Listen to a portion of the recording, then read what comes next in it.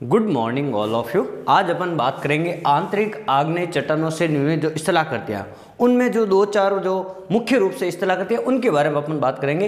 एक शब्द दिया हुआ फेकोलित स्थलाकृतियाँ, एक होता है लेपोलित और एक होता है लेकोलित स्थलाकृतियाँ और चौथा है बेथोलित स्थलाकृतियाँ। तो लेकोलित और लेपोलित में दोनों में क्या अंतर है, तो अपन इसको देखते हैं। तो देखो, फेकोलित और लेपोलित का मतलब क्या था। फेकोलित यानी जो आग्नेय चट्टानों के लावा से जो निर्मित जो स्थलाकृतियाँ हैं वो इस प्रकार से वलननुमा स्थलाकृतियों का जमाव हो जाता है, यानी लावे का जमाव जब वलननुमा हो जाता है और इस प्रकार की पृथ्वी की आंतरिक संरचना में जो चट्टान बनती है उससे अपन क्या कहते हैं, फेकोलित। और इन स्थलाकृतियों को अपन क्या कहते हैं, लहरदार स्थलाकृतियाँ या लहरनुमा स्थलाकृतियाँ। और इसी लहरनुमा स्थलाकृतियाँ जैसे ए बिंदु है ये वाला और एक बिंदु है बी, तो ये जो ए बिंदु है ना, इसको अपन क्या कहते हैं, अपनति कहते हैं। इसको क्या कहते हैं, अपनति।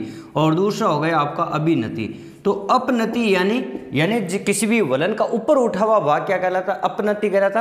और किसी भी वलन का जो नीचे धसा हुआ भाग है वो क्या कहलाता है, अभिनति कहलाता। तो फेकोलित स्थलाकृति यानी लहरनुमा, जब किसी आग्नेय चट्टान या लावा का जमाव इस प्रकार से हो जाए लहरनुमा, तो उसको अपन क्या कहते हैं, फेकोलित स्थलाकृति कहते हैं। जब आग्नेय चट्टान या लावा का जो जमाव है वो इस प्रकार से तस्तरीनुमा रूप में हो जाए इस प्रकार से, तो ये जो लावा है इस प्रकार से जमाव, इन प्रकार की आग्नेय चट्टानों को कहते हैं लेपोलित। और ये हमेशा इनका जो ढाल होगा ये अवतल ढाल होता है, यानी ये देखो बीच में से आपको अंदर झुका हुआ ढाल नजर आएगा, तो ये आपका तस्तरीनुमा कह सकते हैं या इसे अपन क्या कह सकते हैं, अवतल ढाल कह सकते हैं। तो आपको प्रश्न पूछ सकते हैं तस्तरीनुमा स्थलाकृति कौन सी होती है, तो वो आपको ध्यान रखना, लेपोलित। अब देखो, एक लेपोलित है एक लेकोलित है, इन दोनों में क्या फर्क है। यानी जब मलबे या जो लावा है उसका जमाव जब गुम्बदाकार रूप में हो जाता है पृथ्वी की आंतरिक सतह के पास में, तो यहाँ पे क्या ध्यान रखना है, पृथ्वी की सतह के पास गुम्बदाकार स्थलाकृति, यानी पृथ्वी की सतह के जो सबसे पास में जो स्थलाकृति बनती है गुम्बदाकार, उस स्थलाकृति को अपन क्या कहते हैं, लेकोलित कहते हैं। तो ये वाली चीज आपको ध्यान रखनी। फिर लेकोलित और फेकोलित बेथोलित में क्या अंतर है, तो यहाँ पे ध्यान रखना, ये भी जो स्थलाकृति है गुम्बदाकार है, लेकिन यहाँ पे एक चीज और ध्यान रखनी, यह जो गुम्बद है वो बड़ा गुम्बद बनेगा, ये भी चीज आपको ध्यान रखनी, बड़ा गुम्बद भी बनेगा। और दूसरी चीज, पृथ्वी की सतह से सबसे गहराई पर, सबसे